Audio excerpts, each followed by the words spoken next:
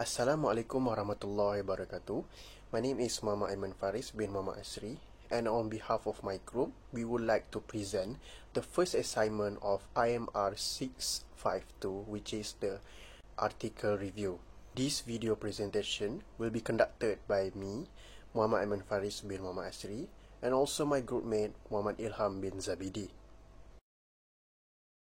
Assalamualaikum, my name is Muhammad Ilham. I will talk about the first article, Trustworthiness of Digital Records in Government Accounting System to support the audit process in Botswana. The main findings is the potential value of foregoing effort to provide an ultimate application guidelines as a countermeasure against the emerging challenge of a dynamic records management system that needs to adopt appropriate professional and ethical empowerment. The objective is to investigate how an enterprise resource planning ERP system digital records are generated and how reliable they are. So, technical indicators are used in GABS to authenticate digital documents. That these indicators are primarily concerned with managing the system that houses the records. Moving on to the second article, which is Empowering Professional and Ethical Balance in Digital Record Management. The main findings is to determine that while GABS is not a system for keeping records, it does produce digital records. To verify records, auditors rely on both social and technical factors. The objective in this article is to assess the ethical principles and professional abilities in order to create policies and procedures that provide important direction.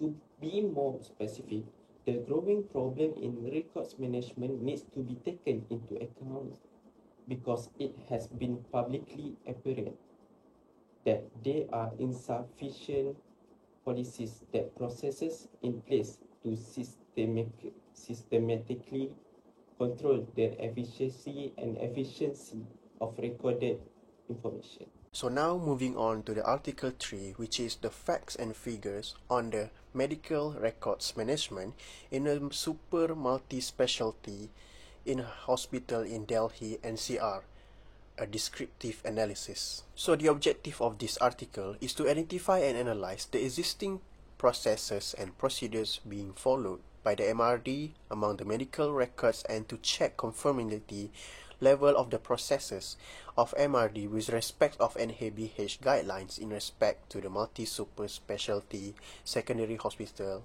in NCR. So the main findings in this article is how valuable the data among the parties involved in the healthcare institutions. Memories fade, people lie, witnesses dies, but medical record lives forever. A detailed system of flow of tracking the files to be placed to ensure the accountability, smooth functioning, and also quality of care being provided without violating the basic patient sides of confidentiality of information. The conclusion is the authorities or parties involved have provided the best they could in providing the well-documented medical records flow, except on checking the patient's flow. There is no effective system in place to monitor files from the ward or billing section to MRD once the patient is discharged. So now for the Article 4, which is improving clinical records as their role in decision-making and healthcare management in COVID-19 perspectives. So the objective of this article is to analyze the competency influence to medical record and health information management on planning and decision-making of healthcare services. The clinical records that were affected by the COVID-19 cases were also discussed in this article. So the main finding in this article is the medical record competency construct has a less significant effect on the decision making. So in short, the professional computer medical record had a small influence on decision making, especially during the COVID-19 pandemic era. For the similarities of these articles, 2 of the 4 articles, all of which deal with digital records or e-records. Digital records are also mentioned in this paper, and the other 2 articles are about medical records management, which includes the same procedures and same process. Trustworthiness of digital records in the government accounting system to support the audit process in Botswana. It is not discussed in detail, but it is one suggestion for improving record management. Maintain records while conducting surveys among students or members of the public sector to obtain information.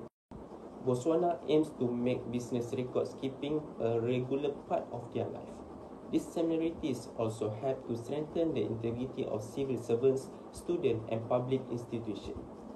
And they promote awareness of how each university or government sector is frequently linked to unofficial agreements made outside of traditional and open decision-making process. Additionally, it is looking at each area's weaknesses in order to strengthen company records. The administration of a jurisdiction, methodical control of record generation, acceptance, maintenance, usage, and disposal, including procedure for gathering and archiving documents and data on the internal corporate activities and transactions known as record management. Moreover, it is especially disadvantageous for traditional users because it necessitates writing on papers, which increases the likelihood of loss because writing is hard to replicate when there is a lot to precisely record. So there are 2 differences among these 4 articles, which one of it are the types of the business record management, and the second one are the challenges in managing the business records. So each article expresses a different point of view on business record management, which could also include the medical point of view. According to the first article, it addresses the efficiency of electronic records implementation influences the performance of Botswana procurement management units. However, the second article shows an organization empowering professional and ethical balance in digital record management. Meanwhile, the third article, it starts with a medical point of view by giving facts and figures on medical record management from a healthcare institution. As for the last article, it addresses how is it to improve clinical records management and also the records management role in decision making and healthcare management. So, for the challenges of managing the records, these could be outlined as the first article states in Botswana, there was no formal framework for managing e-records. This put at risk the quality, stability, and long-term sustainability of e-record-based services. This argument highlights the necessity of government policy that guides records management in accordance with ISO requirements. As a result, a records management guide that specifies the overall procedure for document coordination, control, maintenance, and disposition were deemed to be vital to the public sector. Otherwise, the second article, the study found that the challenges in managing the records in traditional and electronic environments are divided into 3 main categories, which are institutional, technical, and human resources related factors. Alright, for the conclusion, record management is the efficient and methodical development, maintenance, disposal, and record keeping of records as well as the procedures for gathering and preserving data or proof regarding a company's commercial dealings and operation. Furthermore, employing digital records is more significant nowadays than utilizing traditional methods as it makes people's job easier. The report concludes that the PE will probably execute its strategy more successfully if it makes up for government policy and integrity concerns that improves its records management system. Ultimately, maintaining records will be improved by managing them properly. Digital record keeping is one way that the universities can reduce the workload of many departments by working with the public and student sector. So there are a few recommendations that can be outlined among these four articles, which are to find the authentical parties involved, secondly, to determine the timeline of documentation, and lastly, to achieve the best procurement performances. So the first article, it is revealed that there are no procedures or policy in place for the records manager to follow when it comes to managing the digital records. The organization and the government entity must help each other to ensure that the integrity of the system records.